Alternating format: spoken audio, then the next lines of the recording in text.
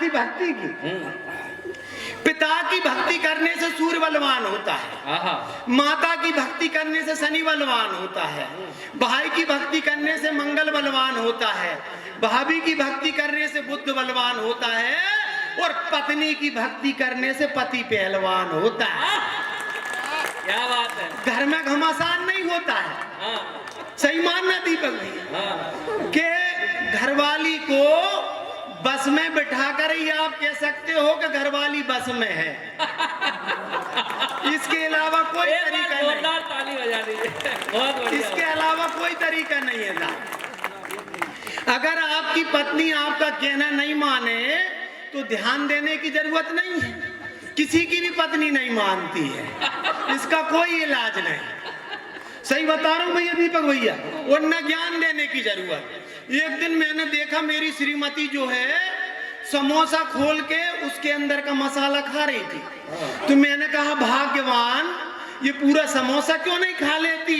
वो बोली कि मैं बीमार हूँ, डॉक्टर ने बाहर की चीज खाने को मना किया। अरे जिंदाबाद। एक दिन मैंने उससे कहा, सही बता रहा हूँ भाई साहब, एक दिन मैंने उससे कहा कि मेरी शादी के लिए दूर दूर से रिश्ते आए थे। वो खटाक से बोली, हाँ नजदीक रहने वाले तुम्हारे सारे लक्षण जानते हो। ये स्थिति भाई। एक दिन उसे मैंने इम्प्रेस करने के लिए एक बात कही दीपक भैया। क्या दुख है यार।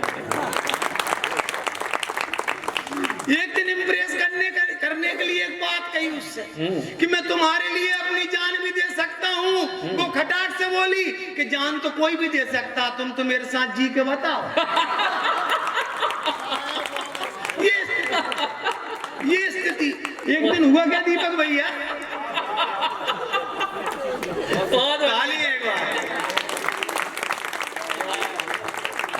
एक दिन हुआ क्या दीपक भैया, मैं नाराज हो गया उसने एक बार मनाया, मैं नहीं माना।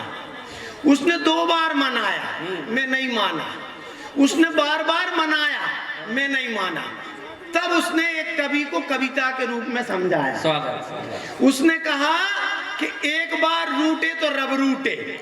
सुनना दीपक भैया, एक बार रूठे तो रब रूठे, 2 बार रूठे तो दिल टूटे, 3 बार रूठे तो जग छूटे, और बार बार रूठे तो उठा डंडा जमा साले में जब तक डंडा ना टूटे।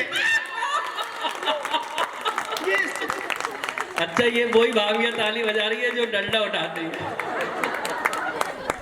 ये तो प्रीति भाभी ने सबसे पहले उठाई ताली।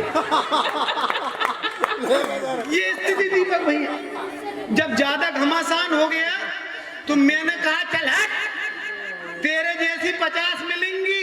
वो खटाक से बोली कि इतने के बाद भी मेरी जैसी चाहिए तुम्हें।